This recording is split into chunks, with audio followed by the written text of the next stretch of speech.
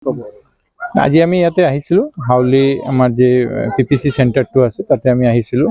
এইটো টাৰ্গেট আছিলে আমাৰ 1000 MT, আমি এতিয়ালৈ 1100 MT কৰিব পাৰিছোঁ, যে টাৰ্গেটতকৈ আমি বেছি কৰিছোঁ।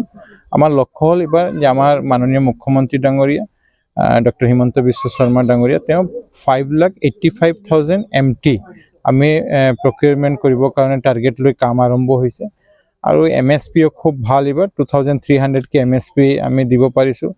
আৰু আজিৰ যে এই বজাৰত যি মূল্য আছে ইয়াতকৈ বেছি MSP মানে মূল্য আমি দিব পাৰিছোঁ চৰকাৰৰ মাধ্যমত।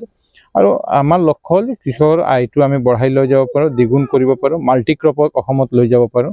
সেইকাৰণে সেই দিশতে আমি মাননীয় মুখ্যমন্ত্ৰী ডক্টৰ হিমন্ত বিশ্ব শৰ্মা ডাঙৰীয়াৰ নিৰ্দেশত কাম চলি আছে। আমি PPCটো আজি ভিজিট কৰিছোঁ, ভালে ইয়াতে প্ৰগ্ৰেছ আছে। আমাৰ টাৰ্গেট হ'ল যে আমি ষ্টেটৰ যে টাৰ্গেট আছে এইটো আমি এচিভ কৰিব পাৰিম। এতিয়ালৈ আমি অলমষ্ট 1,70,000 MT আমি প্ৰক্ৰিয়া কৰিছোঁ। এইকাৰণে PPC বিলাকৰ ভিজিট এটা আমাৰ এইটো কাৰ্যসূচী। তাৰপিছত আমি ইয়াতে আয়ুক্ত কাৰ্যালয়ত গৈ ইয়াত আমাৰ ডিপাৰ্টমেণ্টৰ এটা ৰিভিউ মিটিং কৰিম। কৰিব পাৰোঁ, আমি একবাৰ আজি মিটিঙত কথাটো আমি পাতিলোঁ।